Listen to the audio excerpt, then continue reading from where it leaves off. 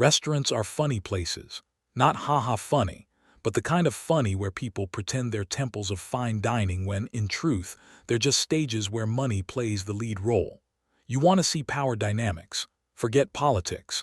Forget boardrooms. Just walk into a restaurant on a Friday night. Suits get smiles before they even sit down. Gold cards get dessert on the house. And the dishwasher who's been breaking his back 12 hours straight, nobody even remembers his name. Jasonstatham knew that game better than most. For 6 months, he'd been working at La Riviere, the kind of restaurant where the napkins were folded into origami swans, and the cheapest steak cost more than most people's weekly groceries. He didn't want to be there. Not really. But life doesn't always hand out the glamorous roles.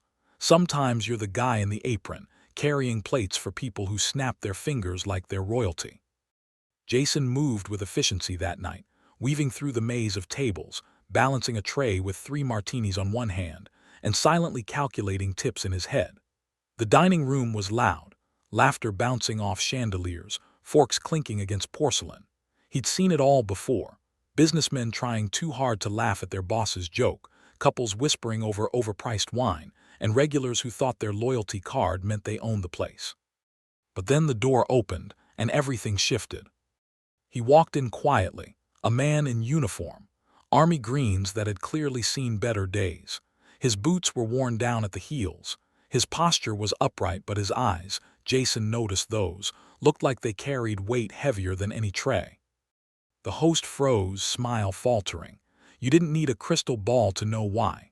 This wasn't the kind of place where soldiers were expected, not unless they were retired, wealthy, and dressed in tailored suits. Sir," the host stammered, "do you have a reservation?" The soldier shook his head. "No, just looking for a hot meal." His voice was calm, respectful, the kind of voice that still carried the tone of yes sir, no sir.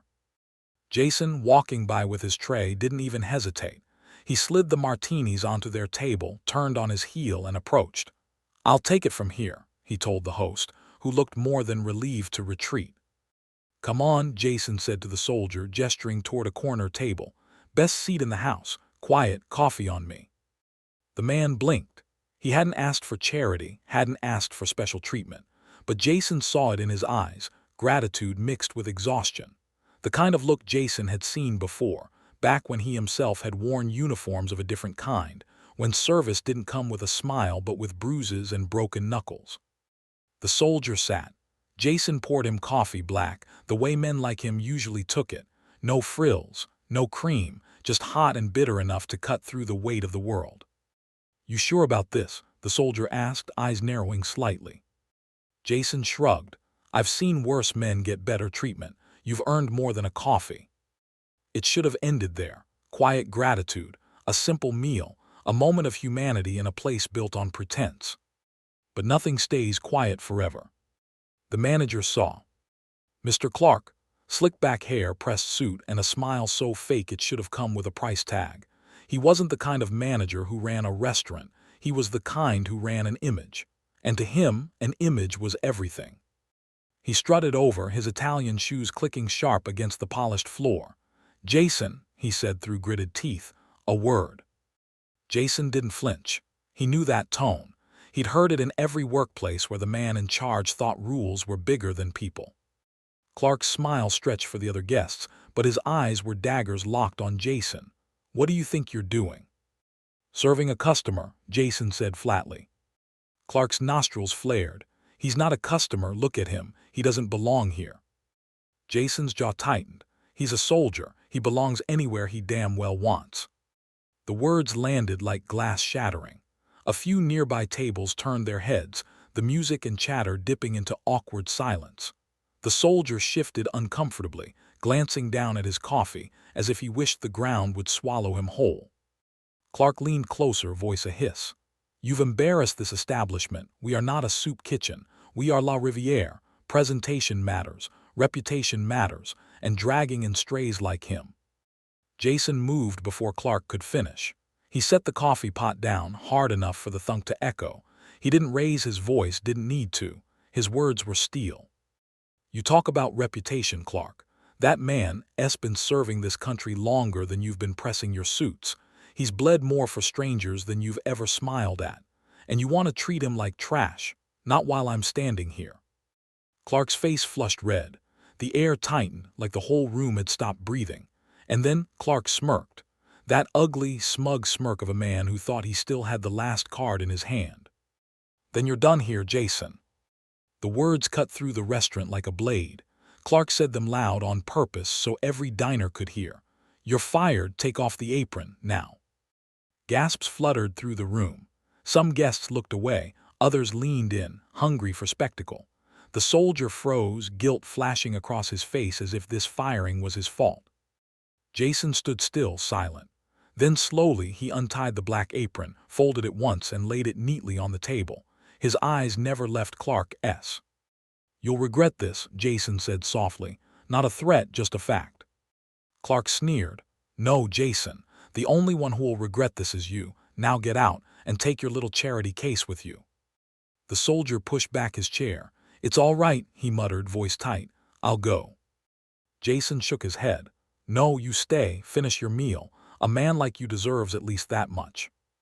And with that, Jason turned, walked through the restaurant and pushed open the door. The bell above it jingled cheerfully, mocking, almost, as the cold night air swallowed him. Inside, the diners murmured. Clark adjusted his tie, proud of his display of authority. The soldier sat alone, hands wrapped around a cooling cup of coffee, feeling the weight of a kindness turned into a spectacle. But out on the streets, Jason lit a cigarette, leaned against the wall and exhaled slow. His fists clenched once, then relaxed.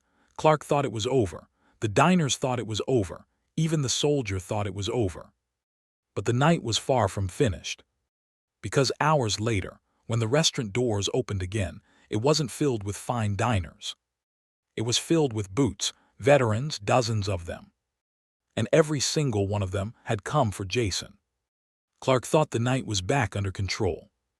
After Jason walked out, the buzz of conversation picked up again, wine glasses clinked, and a pianist in the corner started playing something soft to smooth over the tension. The soldier still sat in his corner booth, sipping quietly as if trying to shrink into the wallpaper. Clark strutted past him once more, muttering, "Finish up and go. Don't drag this out." He didn't notice the first pair of boots. They came quietly. Heavy, military style, scuffed from marches on dirt roads far from this velvet-draped dining room. Then came another pair, and another, until the air near the entrance seemed to shift, like a storm cloud had rolled in through the double doors. The host froze, menu still in hand. His eyes flicked up, and he nearly dropped the leather binder he was holding. The restaurant had just been invaded. But not by rowdy diners, not by drunks, not by anyone Clark could dismiss. By veterans. 2, then 4, then 10. Their uniforms weren't parade perfect anymore, but the bearing was unmistakable. Postures straight, eyes sharp, the kind of quiet confidence you couldn't buy with all the tips in the world. They didn't come in laughing or shouting. They came in like they owned the room. And they kept coming. 20, 30, 40. Until every corner of La Riviere was filled with men and women who looked like they could take apart the building brick by brick if they wanted to. Diners stared wide-eyed, forks halfway to their mouths, as the restaurant transformed from a palace of luxury into a fortress of presence. At the center, a familiar figure stepped forward. Jasonstatham, no apron this time, just a plain jacket, his stance solid, his expression unreadable. He didn't need to say a word. His arrival alone was enough to flip the room upside down. Clark's fake smile returned, stretched so thin it looked painful. "Gentlemen, ladies, welcome to La Riviere, but I'm afraid you may be in the wrong place. This is exactly the place," Jason cut in, voice calm but cutting through the air like steel. Every head turned. Jason's eyes swept across the room before locking onto the soldier still sitting with his half-empty coffee. "You didn't think you were alone, did you?" Jason asked him. The soldier blinked, stunned. He shook his head slowly. I don't know what this is." Jason gestured subtly. "This is respect, the kind you should have had the moment you walked in here." Murmurs rippled through the diners, half in awe, half in confusion. The regulars, men in suits, women in gowns, shifted uncomfortably, their bubbles of privilege pricked by the sheer weight of presence pressing against the room. Clark, to his credit, tried to hold his ground. "Mr. Statham," he said tightly, "you no longer work here. This mob you've brought in, it's trespassing. I'll have to call the police if—" One of the veterans near the door chuckled. Not a warm chuckle, a dry, dangerous one. "Son, half the cops in this city were trained by men like us. You think they're showing up to throw us out?" Clark swallowed, his confidence cracking. Jason stepped closer, his boots deliberate on the marble floor. "You want to talk about embarrassment, Clark? Let's talk about what really embarrasses this restaurant. Not one soldier in uniform has been welcome here in years, has he? Because you care more about how a wallet looks than how a man lived." Clark sputtered. "This is a fine establishment. We have standards." Jason tilted his head. "So do we. The difference, ours means something." Silence heavy, almost unbearable. Then one by one, the veterans began to sit. Not at the empty tables, at the occupied ones. Suits shuffled aside, intimidated by the sheer gravity of the guests now sharing their linen-draped space. Soldiers ordered water, some ordered coffee, some just folded their arms and sat in silence. It wasn't chaos, it wasn't a riot, it was worse for Clark, it was order, quiet, unshakable order. And every diner in that room knew the power dynamic had shifted. The soldier Jason had served earlier stood now, clearing his throat. "I didn't ask for this," he said, voice soft but carrying. "But I'll tell you this much. When I walked in tonight, I was made to feel small, smaller than I've felt in a long time, and I've been to places where you want to feel invisible." His gaze swept over the room. "But Jason, he made me feel seen, and that's more than your manager here ever tried to do." Clark snapped. "Enough of this. You think this little display means anything? You're soldiers, not customers. None of you belong in a place like this." Jason's eyes hardened. "And that's where you're wrong. They belong wherever they choose, and tonight, Clark, they chose here." The veterans, as if on cue, raised their glasses. Some filled with water, some with wine stolen from abandoned tables, but all lifted in quiet unison. "To those who serve," Jason said simply. The chorus echoed back, "To those who serve." Diners caught in the tidal wave of the moment hesitated, and then slowly some joined in. Not all, but enough. Glasses clinked. Clark's face turned pale. He had lost the room. Jason leaned in close to Clark, voice low, deadly calm. "You fired me for showing respect.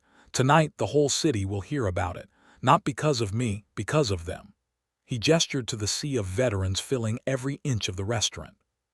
Clark sputtered again, sweat breaking at his temples. "Why you can't? This is my restaurant." Jason shook his head. "Not anymore. Tonight it belongs to the people who earned it." And then came the final blow. The owner of La Riviere himself, an older man in a tailored suit, had slipped in quietly through the commotion. He'd been watching from the back, his expression unreadable. Now he stepped forward, his voice gravelly but firm.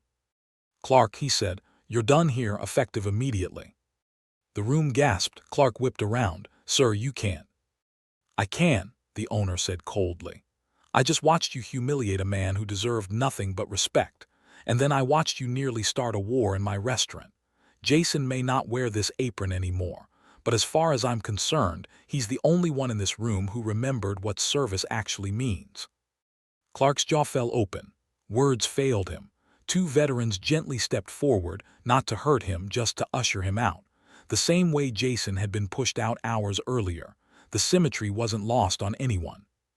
Jason stood still, hands loose at his sides, as Clark was dragged through the same door where Jason's apron had jingled the bell on his way out. This time, it was Clark who vanished into the cold night air. Inside, the restaurant erupted.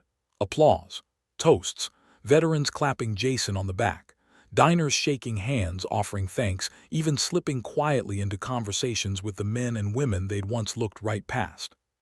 Jason didn't smile much, but that night he let the corner of his mouth curve just slightly. He hadn't set out to make a scene. He hadn't set out to win a battle. He just wanted to give one soldier a seat at the table. But sometimes, the smallest act of respect can flip the whole world upside down. And that night it did.